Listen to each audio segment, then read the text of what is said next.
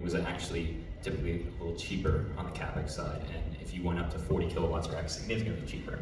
So there's that benefit, but if we're in a mixed environment, that could be very challenging. So, because then you have double the air cooling and liquid cooling infrastructure. So I think it's mixed TUV. I'm worried about the value chain for the next stage, but there's no doubt that we have to figure this out.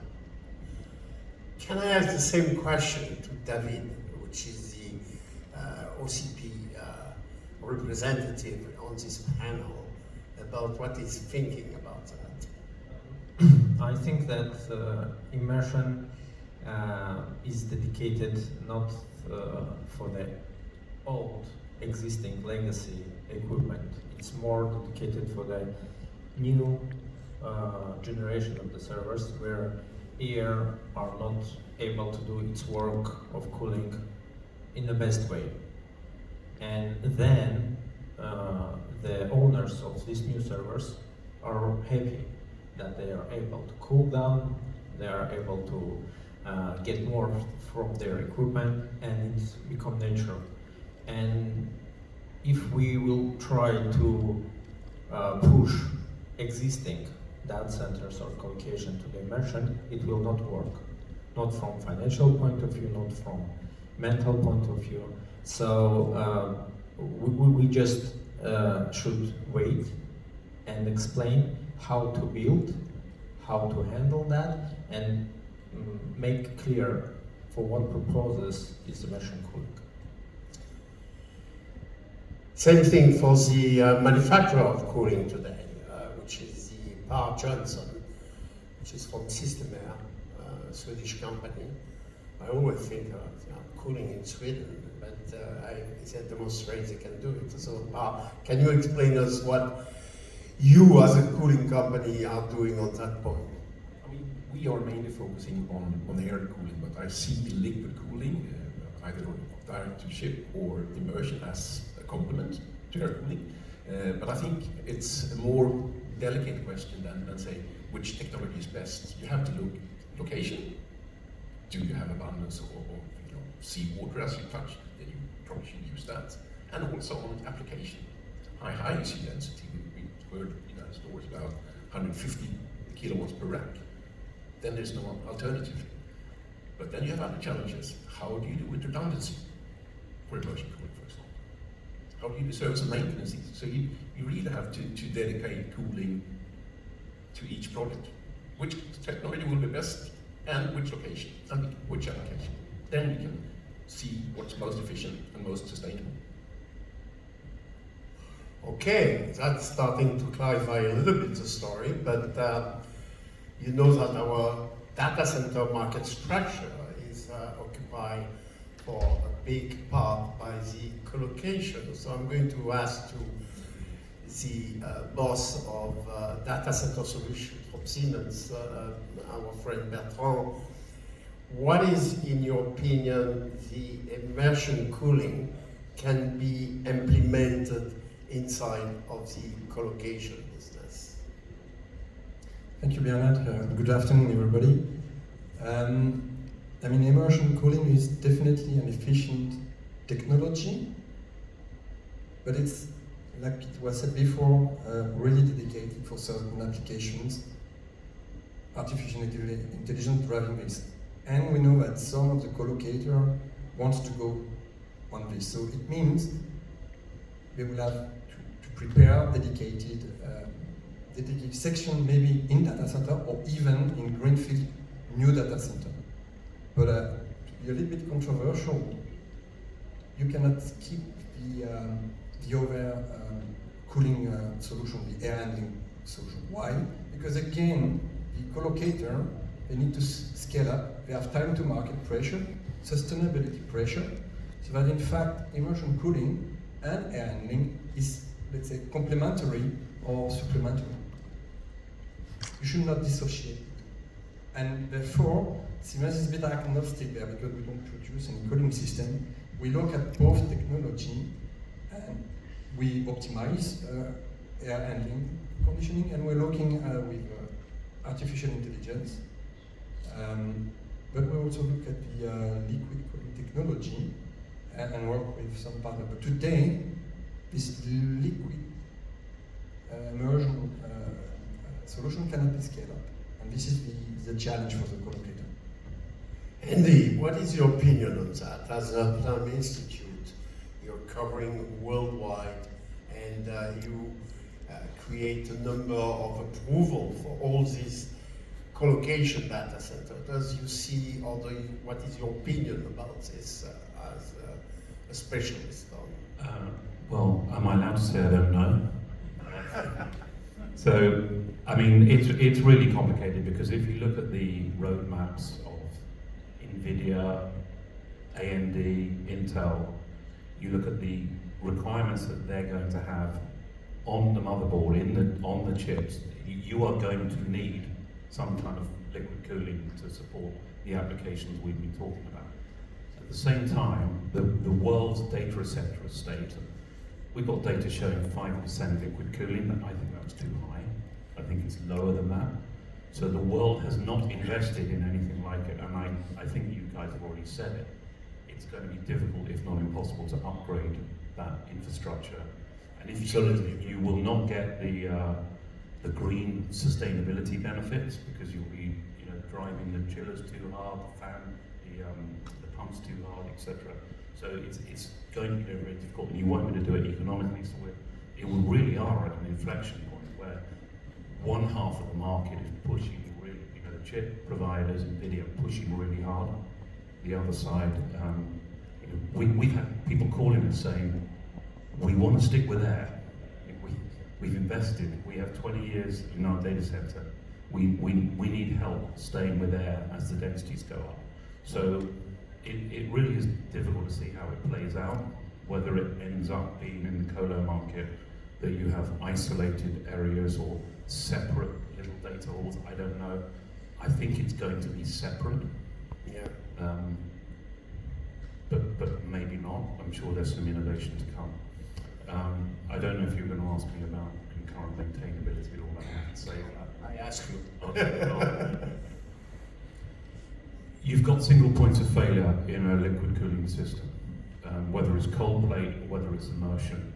And traditionally, cooling stops at the rack, so you could build an N+1 concurrently maintainable topology without any problem. And even within the server, air is a very resilient coolant. You have multiple fans, and there's a lot less longer thermal ride through. Now you've got single cold plates, single immersion, so you are going to have to think differently about what availability, reliability means in a liquid cooled environment. And we're grappling with that at Uptime because the traditional idea that you can have redundancy throughout is not going to hold, I don't think. But we're still looking, so we're not sure. I have a question, sorry, I have a question just in the head of this, concerning for you, which are really in front of the customer. And if you face that, does this immersion cooling have completely changed the concept of the design and the density of the data center? Agree with you about the fact that the existing data center cannot be upgraded with immersion cooling. But does a new data center design, and I know a certain number of them which have been designed on immersion cooling, does for you which are fronting this Certainly we hear liquid cooling ready halls, a phrase quite a bit. So there's still that concept of trying to shoehorn, for lack of a better word, kind of the liquid cooling infrastructure into a traditional data hall. I think when we think broader than this, the crazy numbers that we've seen the last 2 days around growth, the benefit is that this discussion, it dovetails with what's going to happen with the wide swath of those workloads that are training workloads anyway. That could be new locations. We talked about the Nordics, places without any sort of latency requirements. So the entire framework can change. Concurrent maintainability, if it's predominantly training workloads that don't necessarily have, AZ level, availability requirements, then perhaps we need to reconsider, do we need current maintainability for some of this cooling infrastructure? So it's really turning the whole thing on its head to some degree. But I think in the very near term, everyone's wrestling with this liquid cooling ready hybrid thing. Is it possible? Is it economical? Do we have the economics for it? And that's the piece that I think we spend a lot of time discussing with clients. And a lot of it comes down to software and controls. Can we actually do much more with the air cooling than we have historically? Because I think you still walk into too many data centers with hotspots, super cold, could be much more efficient. They're not taking advantage of building automation.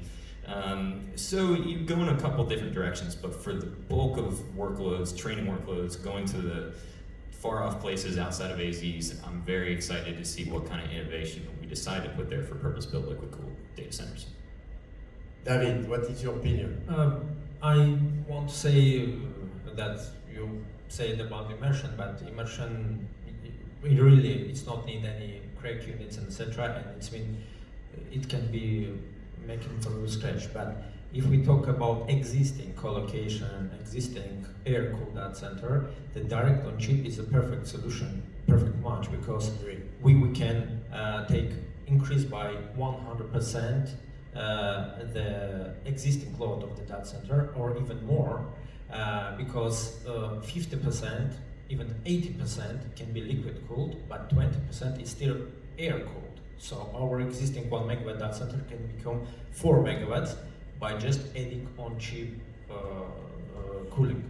Yeah, but does, everybody in the room here knows that the cost of energy is booming everywhere in Europe, okay? And for the new data center, of course, the immersion cooling is not a solution to save a lot of energy inside of a data center, which will be saving cost and making this company more profitable. Bertrand? No, it's definitely a difficult question. Yeah, I know. This is the reason I asked. In fact, the immersion cooling is improving just your partial payload. Yeah. But you need to have a holistic view. So optimizing the cooling is one thing, but you need to think where is the data center, for which kind of applications. So in fact, so far we've been building up data centers very fast, and there was no this specificity of data center. Now we will see a segmentation, so sort of verticalization, maybe per industry or per applications, and the artificial intelligence booming is bringing us to that. But another aspect in order to come to savings with the energy, and that was said in the other panel, and I like it very much, is that data center must become part of the city. By Siemens, we talk always about a smart city. Yes. And a data center must now, with the heat, reuse, sell it or give it back to the city. And we need to think the data center not just as a factory like we did before, but now as part of an element of the city, like an hospital, like a school, and so on. And there, you'll find synergy to make everything cheaper or more cost-effective. Okay. Well, I see the time running, so I'm going to ask a question to each of you. We were talking, the subject is what is the next solution to the cooling data center. We take the immersion cooling because this is the most advanced new technology on cooling that exists on the market today. After the traditional cooling we have that this company are producing and sell to you people. But there is one thing we do not talk, is the server. Because in fact, the cooling is to cool the server. Why we talk always the cooling system and not the server system? Why we say hash rate says that we have not to be more, the temperature have to be 27 degrees, and 5 years or 10 years ago it was 22 degrees.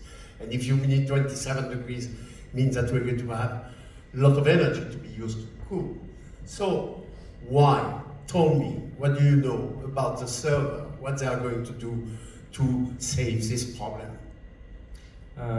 With the servers, of course, we are thinking about higher performance. It means higher thermal design power, and this brings us to the liquid cooling.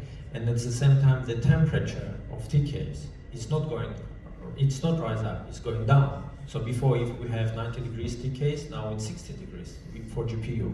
And this is the challenge, to take out more energy with lower temperature. And this is another thing which is push us to the liquid cooling. And another aspect is heat reuse and reduction of energy consumption. This is also push us to the liquid cooling, immersion cooling or on-chip cooling. Steven. I mean, I think to a certain degree, the hyperscalers working closely with the server manufacturers will, if not dictate, heavily influence, what direction we go with the cooling technology there. So definitely that's the critical mass of influence in terms of what's going to be the preferred server cooling infrastructure or what innovations are coming down the line. The one thing I do reflect on, though, is we started, I think it was Charlie's keynote to kick off the conference, and the resiliency of the retail colocation market, the resiliency of the traditional workload markets, where we've never seen average densities above 7, 8, 9 kilowatts per rack. So my call to action and ask is that we don't exclusively look over at the liquid cooling side and put all of the hype and energy behind that. There's a lot of innovation in air cooling that we still need, whether it's refrigerants, more automation and control to be more efficient in the data center. A lot of opportunity, and as we all know, there's going to be a secular trend driving the need for air cooling, even as liquid cooling booms. Bertrand? Definitely the server producer policy will influence, and this will come from the big guys. That's for sure. But again, we'll need to work on the optimization of liquid cooling, but you're just going on the server side. And again, you need to have an holistic view of the entire data center, so air cooling is still necessary, and it's complementary to server, because you just refrigerate a portion. Pa, you changed this question. Yeah. So give us your opinion now. When I saw the subject, I started to say, why are we cooling? Because servers today can work up to 50 degrees continuously without failure. So we're putting a lot of money and effort into cooling. So maybe AI can help us to invent servers that will not produce heat when they do the processes. That would be the ultimate catch, because then you would not need cooling. And I would be out of work, but I would be happy. Because that brings us there. Andy, you as the Uptime Institute, I guess you work on that a lot, and I hope. And can I need your opinion? Well, as I said before, it's difficult, and it's all trade-offs. I think what we don't want to happen is that, no disrespect to the NVIDIA gentleman, but he's like saying the world is going graphical computing, very high density. This is a train you cannot stop. There are a lot of solutions that can use traditional computing. Let's optimize that. Let's optimize the utilization, the current refresh rates, and just use the existing technology better, because they're not being used that well. And the thing that I think we all hope for is a bit like when the bipolar chips got replaced by CMOS, was it 20 years ago? Maybe was it 30 years ago? Yeah. I think we're hoping that some innovation will come out of chip companies that will enable a significant drop, and we're keeping an eye on that. But the bad news is we're not seeing it. Thank you. Gentlemen, we are at the end of our panel. I really want to thank you, all of you, to be here, because generally at the end of the second day, be a room like that is very nice. Thank you very much. Let me applaud you.